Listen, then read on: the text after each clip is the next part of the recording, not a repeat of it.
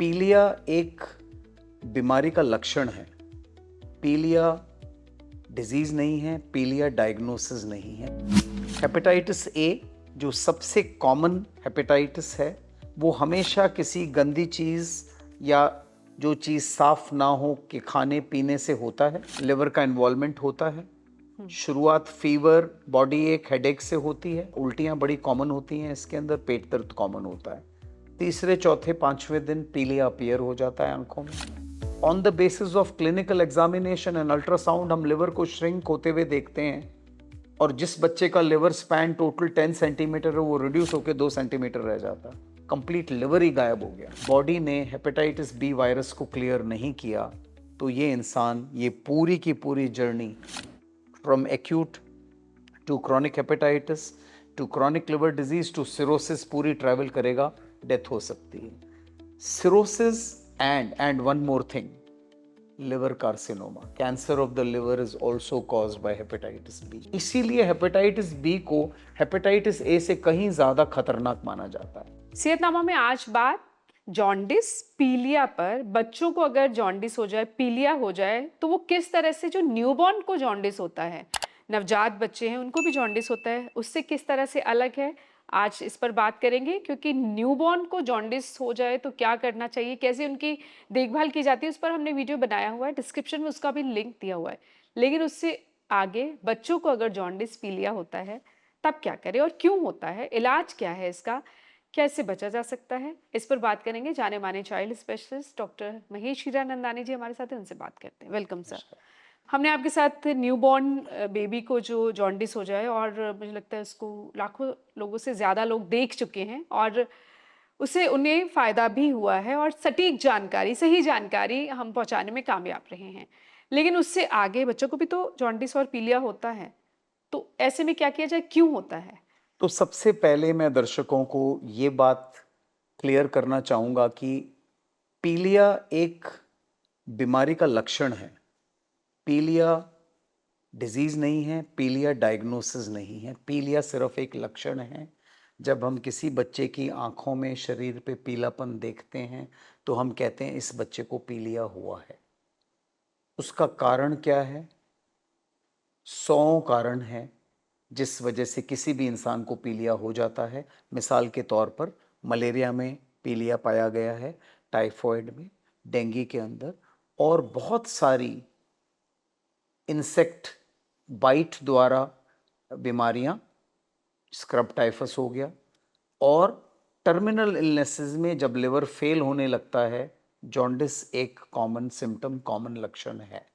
पर आज मैं सिर्फ हेपेटाइटिस जो लिवर के इन्फ्लेमेशन की वजह से पीलिया होता है उसी पर डिस्कस करेंगे हम लोग।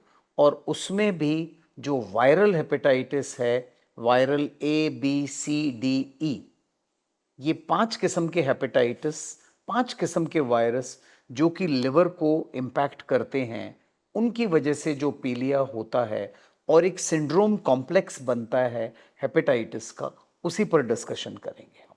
तो अब हम hepatitis A, B, C, D, E की बात कर रहे हैं, और ये अलग-अलग होते हैं। किसी को बिल्कुल भी कुछ भी हो सकता है, ए भी हो सकता है, बी भी हो बिल्कुल। सकता तो है। लेट अस डिफरेंशिएट कि ये 5 अलग अलग किस्में हैं, आती कैसे हैं शरीर में।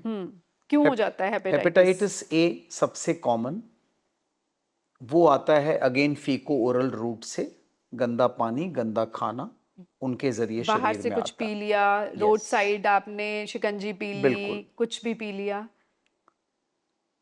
हेपेटाइटिस बी ब्लड द्वारा, अनप्रोटेक्टेड सेक्स द्वारा, that is hepatitis B. B.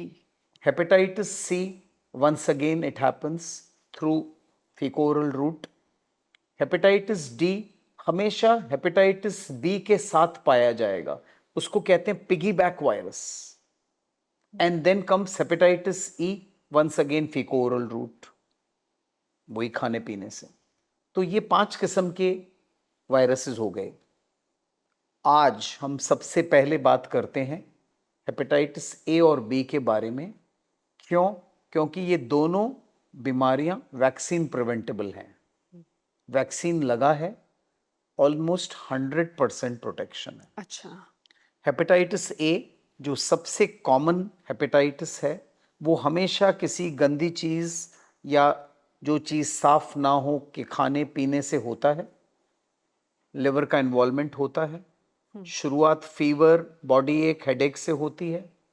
तीसरे चौथे दिन, पांचवें दिन, अच्छा उल्टियां बड़ी कॉमन होती हैं इसके अंदर, पेट दर्द कॉमन होता है। तीसरे चौथे पांचवें दिन पीलिया अपीयर हो जाता है आंखों में, स्किन में, और पीलिया अपीयर होते ही बच्चा ठीक होना शुरू हो जाता है। पीलिया अपीयर हुआ, बच्चा ठीक होना शुरू हो जाता है। टोटल ड्यूरेशन 4 से 6 हफ्ते लगते हैं इंप्रूवमेंट होने में। बट यस, एक सर्टेन परसेंटेज ऑफ केसेस में fulminant hepatic failure, complete hepatic failure, requiring liver transplant जैसी नौबत भी आ सकती है। लिवर को इतना हेपेटाइटिस ज़्यादा डैमेज कर सकता है hepatitis A. Complete liver disappear हो सकता है, completely disappear from the body. इतना श्रिंक हो जाता है, इतना वायरस जो है लिवर के सारे सेल्स को खत्म करता है। हमारी आंखों के सामने on the basis of clinical examination and ultrasound हम लिवर को श्रिंक होते हुए देखते हैं, और जिस बच्चे का लिवर स्पैन टोटल 10 सेंटीमीटर है वो रिड्यूस होकर 2 सेंटीमीटर रह जाता, कंप्लीट लिवर ही गायब हो गया। Dangerous situation, death almost certain है। ओ, इतना खतरनाक हो सकता है, भले it will be in a very small percentage of cases. ये क्यों होता है? क्यों एक इंसान के अंदर फल्मिनेंट हेपेटिक फेलियर हुआ और दूसरे को कुछ नहीं हुआ, कंप्लीट रिकवरी हो गई? उसका कोई जवाब नहीं। इम्यूनिटी कुछ हद तक का जवाब है। बट अब आ गया हेपेटाइटिस बी। हेपेटाइटिस ए से रिकवरी मोर और लेस कंप्लीट होती है, कुछ हफ्तों में कंप्लीट हो जाती है। कई बार 6-8 हफ्ते बाद एक छोटा सा पीक आ सकता है, रेकरेंस हो सकती है, but usually recovery is complete. Hepatitis A से सिरोसिस नहीं होता, हेपेटाइटिस ए से क्रॉनिक लिवर डिजीज नहीं होती। एक बार रिकवरी हो गई तो इट इज ए कंप्लीट पर रिकवरी। जब पीलिया होता है ना और बच्चे की आंखें पीली लग रही हैं, यूरिन पीला आ रहा है, नेल्स पीले हो गए, तो डर जाते हैं डर पेरेंट्स। जाते हैं बिल्कुल, क्योंकि मतलब वो लुक ही इतना खतरनाक होता है, और हर एक इंसान को लगता है कि पीलिया इज ए डेंजरस साइन कि लिवर फेल हो रहा है इसलिए पीलिया है। हाँ। But hepatitis A relatively better prognosis. अब आ जाते हैं हेपेटाइटिस बी पे। हेपेटाइटिस बी जैसा मैंने आपको बताया वो ब्लड से फैलता है। तो नीडल स्टिक इंजरी हो गई, हेल्थ केयर प्रोफेशनल्स में बहुत ही हाई इंसिडेंस होता है। किसी को ब्लड ट्रांसफ्यूजन्स मिल रहे हैं और इन्फेक्टेड ब्लड ट्रांसफ्यूजन मिल गया, अगर थैलेसीमिया के मरीज़ हैं उनमें हेपेटाइटिस बी बड़ा कॉमन होता है। जो बोन मैरो फेलियर के केसेस होते हैं जिनको रेपिटेड ब्लड ट्रांसफ्यूजन मिलते हैं उनके साथ होता है। ड्रग एडिक्ट्स में बड़ा कॉमन है बिकॉज वो शेयर्ड सिरिंजेस इस्तेमाल करते हैं, उसके अंदर हो सकता है। And of course unprotected sex is another possibility. Hepatitis B क्यों एक जो बीमारी है वो प्रेजेंट होती है, बट इतना ड्रामेटिक तरीके से प्रेजेंटेशन नहीं होता जैसा हेपेटाइटिस ए का होता है कि बुखार हो गया उसके बाद में पीलापन आ गया। रिलेटिवली कम, स्लोली बिल्डअप होती जाती है डिजीज, लिवर को अफेक्ट करती है, एंड फाइनली इसी इंसान को एक्यूट हेपेटाइटिस, उसके बाद में क्रॉनिक हेपेटाइटिस, उसके बाद में क्रॉनिक लिवर डिजीज, और फाइनली सिरोसिस एंड डेथ। तो हेपेटाइटिस बी का कोर्स ये होता है, एक बार शरीर में घुसा, अगर खराब इम्यूनिटी होने की वजह से बॉडी ने हेपेटाइटिस बी वायरस को क्लियर नहीं किया, तो ये इंसान ये पूरी की पूरी journey from acute to chronic hepatitis to chronic liver disease to cirrhosis पूरी ट्रैवल करेगा, डेथ हो सकती है। Cirrhosis and one more thing, liver carcinoma, cancer of the liver is also caused by hepatitis B. अच्छा। तो ये इतनी लंबी सारे जर्नी लिवर है से ही जुड़ी बीमारी है सारी, हेपेटाइटिस की। बिल्कुल। तो इसीलिए हेपेटाइटिस बी की इतनी ज्यादा इंपॉर्टेंस है। इसके भी सिम्टम्स कुछ अलग होते हैं? नहीं, सिम्टम्स मोर और less same and less dramatic. जितना हेपेटाइटिस बी एक्यूटली प्रेजेंट करता है उतना हेपेटाइटिस बी नहीं करता, पर वो अंदर धीरे धीरे शरीर को खा रहा है, धीरे धीरे शरीर को डिस्ट्रॉय कर रहा है और इवन कैंसर तक ले जाता है। इसीलिए हेपेटाइटिस बी को हेपेटाइटिस ए से कहीं ज्यादा खतरनाक माना जाता है। हेपेटाइटिस बी का टीका हेपेटाइटिस ए से पहले आया, सन 1980 में आ चुका था ये टीका ऑल ओवर द वर्ल्ड। मुझे पता है, मैं उस टाइम पीजीआई में अपनी एमडी कर रहा था, तो उस वक्त पहली बार हमें हेपेटाइटिस बी के इंजेक्शन दिए गए। हमारा एक्सपोजर तो होता ही था because after all disposable syringes and needles इतनी खुले आम नहीं मिला करती थी, और जो भी है, we were dealing with patients जिनको हेपेटाइटिस बी होता था। थैंकफुली हम सब लोग सरवाइव कर गए, हेपेटाइटिस बी वैक्सीन आ गया, बट हेल्थ केयर प्रोफेशनल्स में हेपेटाइटिस बी की रिस्क बहुत हाई है। अभी भी? सिंपल सा नहीं, अब तो सिंपल सा वैक्सीन है जो अवेलेबल है, जो कि बर्थ पर ही पहले दिन बच्चे के पैदा होने पे हेपेटाइटिस बी का टीका दिया जाता है, और उसके बाद में उसको 2 से 3 बार और दिया जाता है, और 4 टीकों के साथ में ऑलमोस्ट 100% प्रोटेक्शन मिल जाता है। क्योंकि ये डिजीज इतनी खतरनाक है, इसीलिए गवर्नमेंट ने, ऑल हेल्थ बॉडीज ने ये डिसीजन लिया कि ये टीका पहले दिन ही दिया जाना चाहिए। राइट। इसके बाद भी लोगों को हेपेटाइटिस बी हो रहा होता है है, ना?